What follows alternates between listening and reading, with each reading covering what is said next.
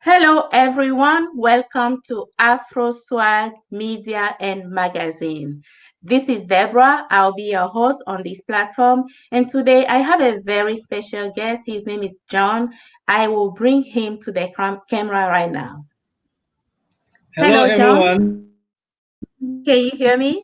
Hi, Deborah. How are you? Yes. All right, John, welcome to the show. How I'm are you, doing well. Deborah? How are you? I'm doing It's great. always an honor to have you on my platform. So I will let you introduce yourself and tell us who you are. Thank you, Deborah, for inviting me on your platform. Originally from Burkina Faso. So I'm a real estate agent with Nebraska Realty, and I work in the team with Castro Realty Group. So beside that, I have served in Nebraska Army National Guard for 3 years, and I'm about to graduate at Bellevue University Hello, everyone. Welcome for to my bachelor's degree in intelligence and international security. So this is pretty much about myself. I am married with two kids, two beautiful daughters, Ariel and Holly. All right. Thank you so much for your service. So you said you're a realtor, and I know for a fact that you are a bilingual realtor here in Omaha, Nebraska. You said you're about to graduate from um, what degree?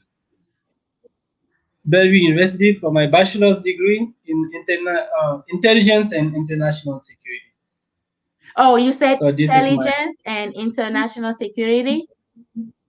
yes. Wow, that's amazing. So tell me a little bit about your background. How did you go from being in the military to being a realtor and giving the field in which you're studying? Tell me a little bit about it. Okay, so after my service, I was interested in real estate for a while because I was listening to some friend and on the internet. So after my service, I went to Metro Community College and I took some classes. Then after that, I registered for the exam, and after I passed the exam, I was put in contact with Castro Realty Group Mm-hmm. by Daniel Quasi, and that's where I started.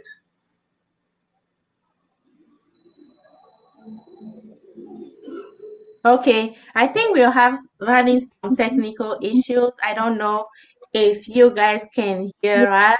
Um, put a comment in the comment box if you guys can hear us. Thank you so much. Um, nice outfit there. Thank you so much. I appreciate it. So we can see the comments. Please let us know if you can. So, John, if you still can hear me, um, how long have you been in this field? So I got my license back in April 2019. So I would say it's just a year and a couple of months. Wow, just last Yeah. year. So tell me, ever since you started in this field and you're a realtor, what is the African diaspora market like? Yeah, the African market, diaspora market is it's a good market. It's a good market. I realize that there is a need for housing. A lot of people are working hard. They have good income. They have good credit. So the only thing they need is to just have a house. And I figure out that they need the right information in order to make the next step. So that's what I'm pretty much doing. Just put the word out there, telling people, hey, you need information, call me. Don't hesitate. Anytime, I'm here for you. Okay, so tell me, why is it necessary to have a house? So it's necessary to have a house because, let's say, having a house, it's a financial tool because you can use your house for many things. So if you have a house, instead of renting, let's say if you live in your property in your house for 10, 20 years, the day that you decide to move out, you can sell the same house and get some money back. But if you decide to rent for 20 years, the day that you Mm-hmm. decide to move out of your apartment, the only thing you're gonna take with yourself is just gonna be your personal stuff. So having a house is a financial tool because from the first house you go to the second and then you can build a portfolio. You know, I really like the way you presented it. Owning a house is a financial tool. And you are absolutely right. When you move out from your apartment, the only thing that you can take with you is your belonging, right? Yeah. So, ever since you started last year, tell me, what are some of the challenges that you've seen African diaspora face, or what are they hesitant about? Yeah. Okay. Since I started, many people didn't know me.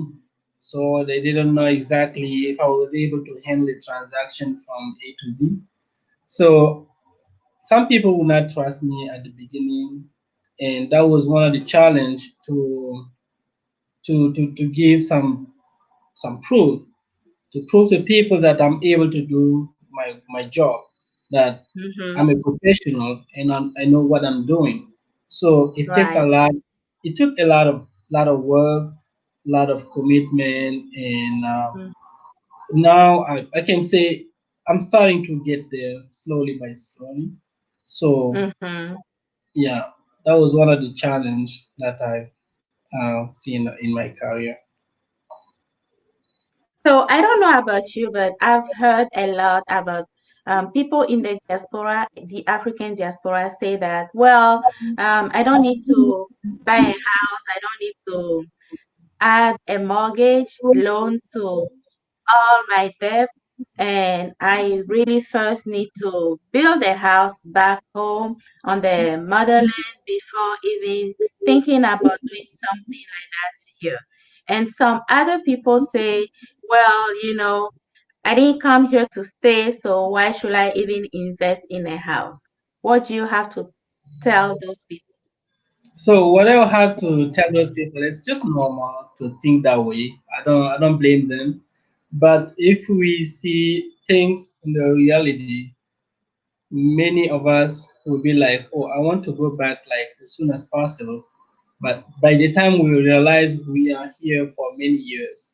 So if we own a house during that time and we decide like 10 years later to go back to Africa, if you let's say you buy the house today for 100,000 and 10 years later you can sell it for 180.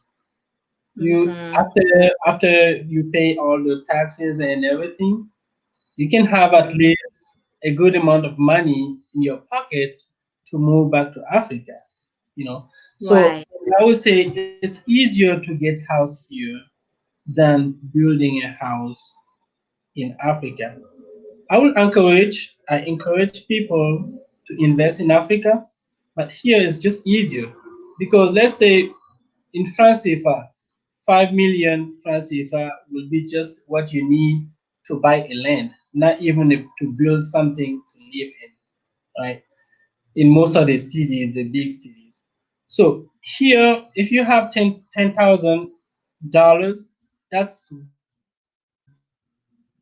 way enough to for your down payment and to cover your closing costs and get the house that you're gonna live in. And many years later, you can sell the same house and get profit. So to me, it's just better to have a house because we are already here. And let's say if one day you decide to go back to Africa, you can still rent the same house. You don't have to sell it. You can rent it Mm-hmm. out and you're gonna get some money from the rent, and people will be paying your mortgage until they paid it off and you have your house. You can come back again and get your house, or if you decide to sell it, that's another option. So it never hurt to have a house, But I would say it will hurt a lot to just decide not to buy a house and put everything back in Africa, and you're still here paying a rent. Because if for someone who is already paying like almost 1,000 in rent and still doing some investment in Africa, to me the same Mm-hmm. person can still own house and keep doing the investment in Africa. So they just need to get in touch with a real estate agent to discuss their option and to get some advice how to proceed. Yeah. Mm. And like you said, it's a financial tool, and you are just building equity. And whenever you decide to go back, you can resell it or even rent it, like John just said. Thank you so much for that information. We'll take a quick break. The summer edition of the Afro Swag Media and Magazine is out, and it covers a wide range of inspirational stories and experiences. Tomorrow, as a matter of fact, we will be out on in what is that place called? At UNO. December, UNO, there yeah. is an exhibition, and I know, John, you will be there as well, answering questions about um, houses and the market. Right now, you'll be there answering questions. We encourage everybody to go there, visit. Please wear your masks and just common sense. Let's follow the CDC guidelines and we'll be fine. Like I said, we'll take a 20-second break and you'll see the features that we have on the summer edition of the Afro Swag Media Magazine. We'll be right back.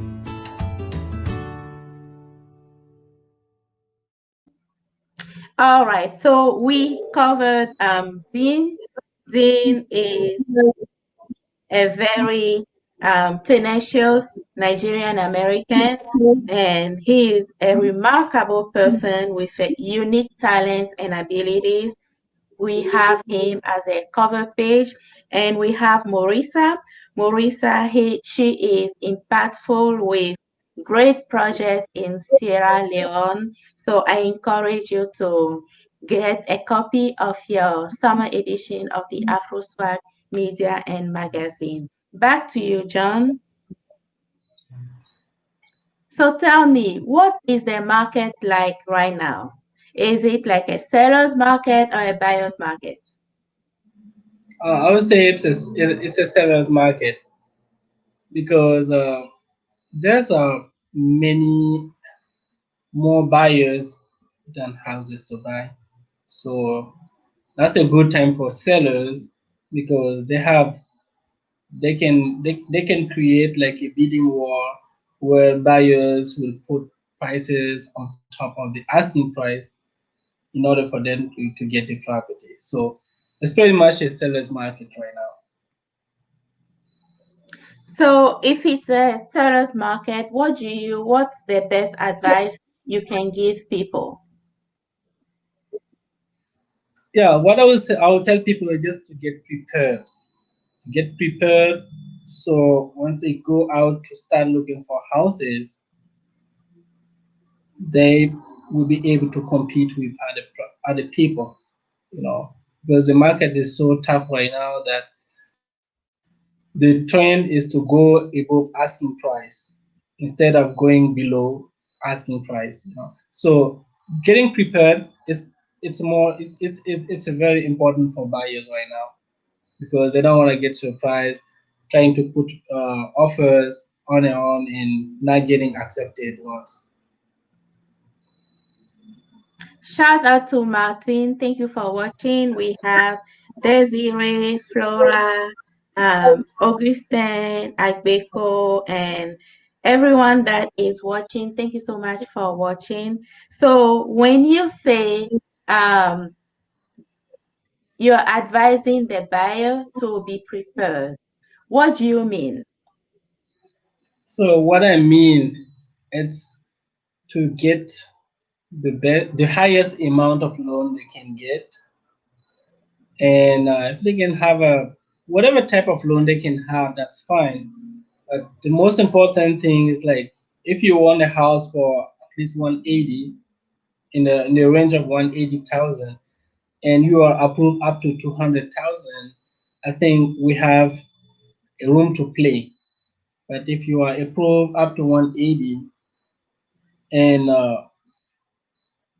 you are looking for houses around 190, 195, it's just gonna be tough for the realtor and for yourself to have this offer accepted because you will have the trend to throw a low offer while the other people are throwing like a high offer, like just Mm-hmm. above asking price. So getting prepared is just for me, having the right mindset, the right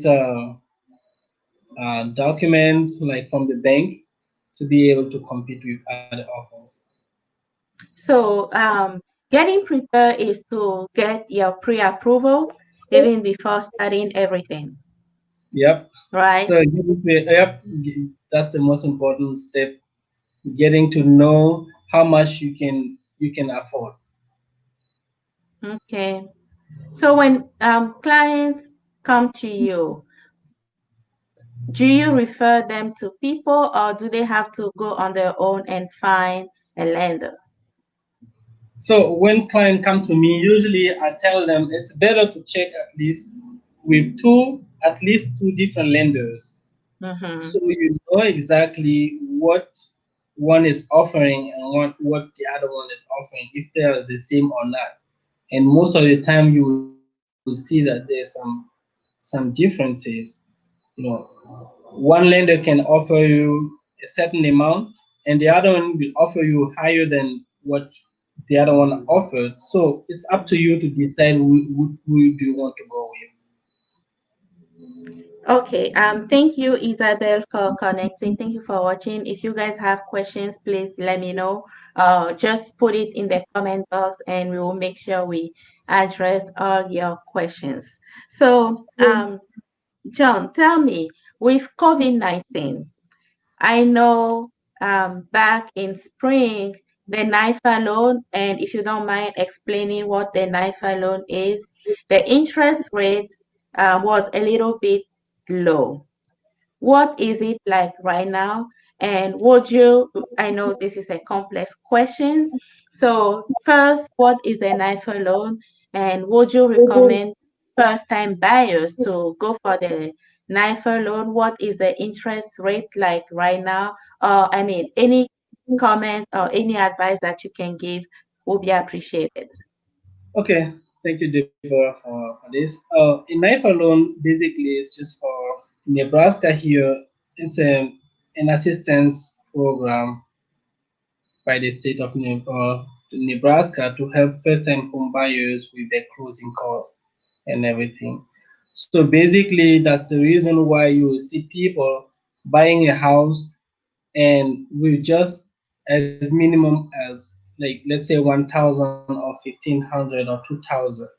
So in a Mm-hmm. normal life, it would not happen if that program was not there to help people. So I would recommend if you are tied up on your budget and Mm-hmm. you really want a house, that's why I usually tell people you don't need to have like 20,000 or whatever in your bank account before buying a house.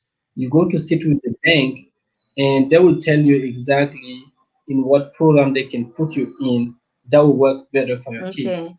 So if for someone who doesn't have a lot of saving, Mm-hmm. I would say this is a good program to go with Okay. because they will require you just the minimum possible of deposit before we can you can get your house.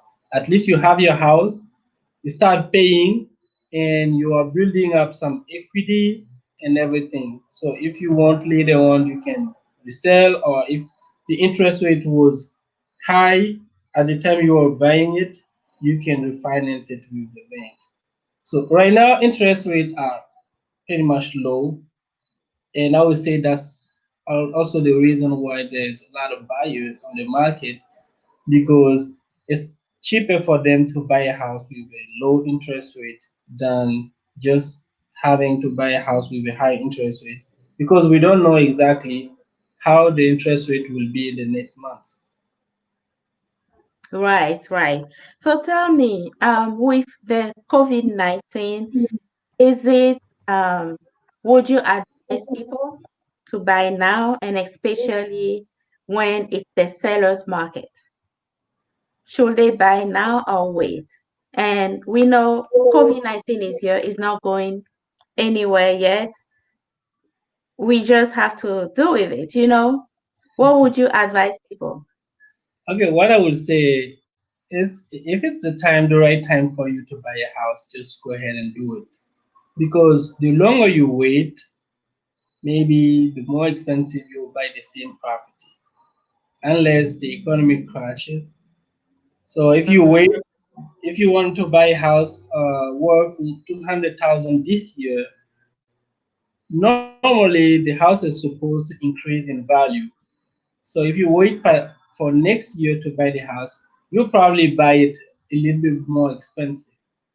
Right. Okay. So COVID-19 is here. Nobody knows exactly when it's gonna go away.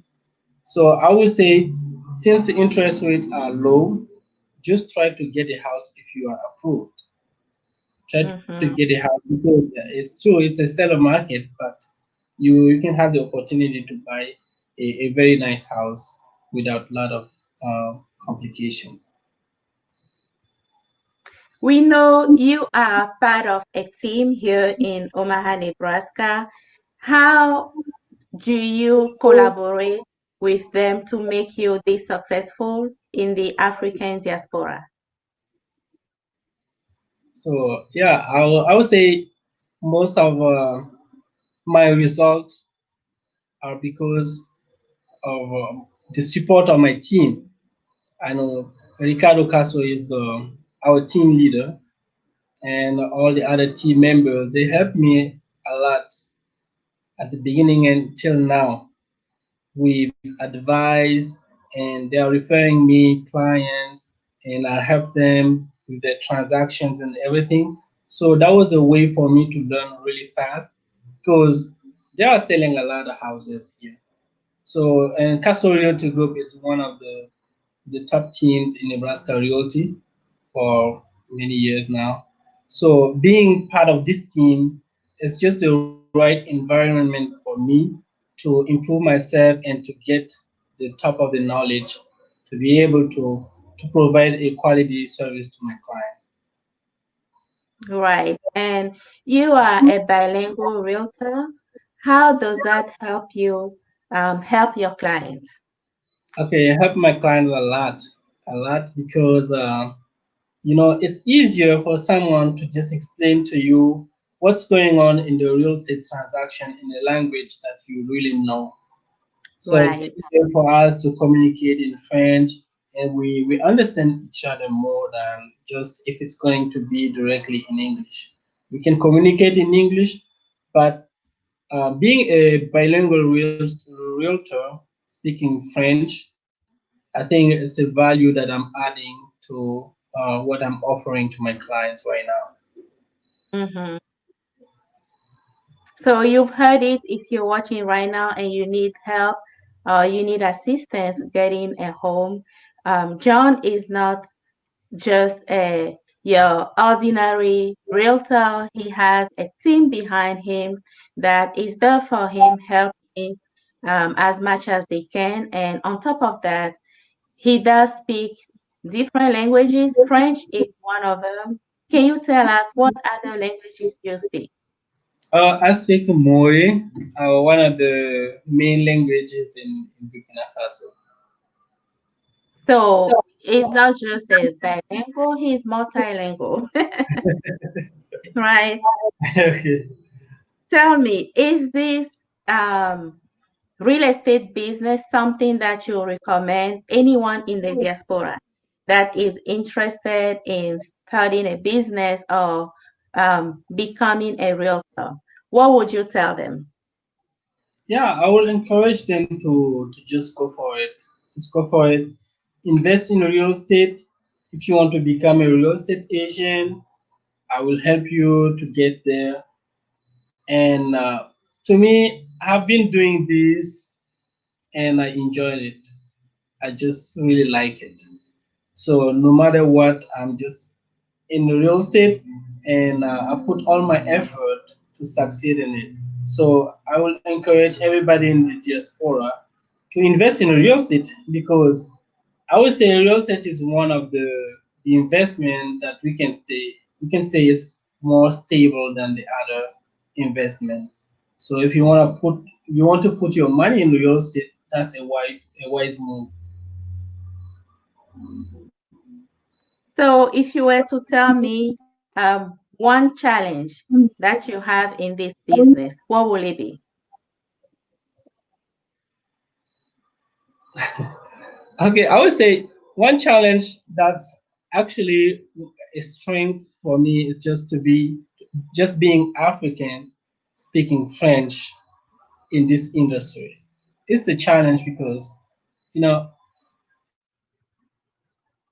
just by your accent and everything, I feel like uh, it should be a difficulty, but I realized that it's another strength for me because when I go somewhere, I might be probably be one of the few people speaking French or coming from Africa, and it's just a diversity, and that's a plus. So, at the same time, it's an advantage. At the same time, it's a challenge. And yeah. How are you able to overcome that? So the way I just tell myself that I have to provide the best service to my clients. So no matter who my clients are, I just commit myself to provide them with the best service. So if I provide them with the best service, they are more likely to recommend me to other people.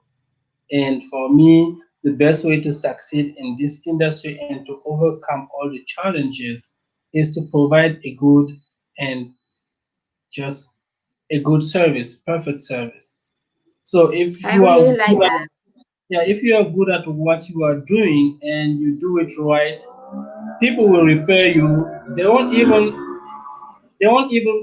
mind your color or your origin. They don't mind that. They will just recommend you because they know you are doing a good job. You provide a good service. That is true. When you provide um, an excellent customer service, your product is good, is a quality product, people will always come despite the challenges and building that trust as well. So tell me, in addition to real estate, in addition to being the realtor helping clients find a home, what additional service do you provide them with? Okay. I would say additional service I provide them with just being available to help them with knowledge and whatever they want to improve themselves or to succeed. In my community, let's say in the Burkina Faso community, I am the Secretary General of the association. So from there, I can help a lot of people within my community to just get a better integration or whatever I can help them with, I will do it. And not even inside the Burkina Faso community. Outside that community, I'm just involved in whatever activity I I um I am invited or I find myself available to participate in. All right, so I'm going to give a shout out to Isabel again, Martin, Augustin, Desiree, Agbeko Flora, I see people joining. Dina Gandeme, Blondine Costi, and Blondine actually has a question for someone who is interested in becoming a realtor. Is there any school out here in Omaha you can recommend? That question is for you, John. Okay, so I would say the school I went to, it was a Metropolitan Community College. So I went there and I took the required classes. The other school that I would recommend is Randall Real Estate School. So maybe there's other real estate schools in town, but those are the most um, those are the two schools that I know of, and I would recommend people to check them out. All right, Blondine, I hope that answers your question. Thank you for connecting and thank you for the question. Let us know if you have any follow-up questions. John, do you offer insurance to your clients or is it just strictly real estate? Yeah, I do offer insurance as part of Primerica life insurance. Yeah, Mm-hmm. but for now, I'm just more focused on real estate. That's why I don't talk Mm-hmm. much about that part. But yeah, I do offer insurance. It's good to let it out so people know that in addition to the service that you provide, helping them acquire, have a house, on top of that, they can come to you for the insurance needs. So now people know, I mean, you can just ask questions and then he will be able to help you. If he's not in a position to help you, I believe you do refer people to other service providers as well, right? Yep, like yourself. Thank you for all the referrals that you've been sending me, John. Okay, so Blondine said, I believe she said, oh, okay, thank you. So you answered your question. Thank you, Blondine, for the feedback. Any last comment, John? Any shout out to anyone? Thank you, Deborah. Thank you for having me on this platform. You are doing an awesome job. So keep doing that. It brings many of the African community, the diaspora, the entrepreneurs, your platform bring them up to the light, and many people starting to know those entrepreneurs. So thank you for what you are doing. Thank you for everybody who support me, my sellers, the buyers, and the people who contact me, the investors. So everybody supporting me in this business. I just want to say thank you. I am so grateful for having you guys around me and being able to work with you guys. Well, thank you so much, John, for being our guest today. Thank you, everyone that connected. We came to the end of our show today. Thank you for watching, and until next, um, take care. Bye bye.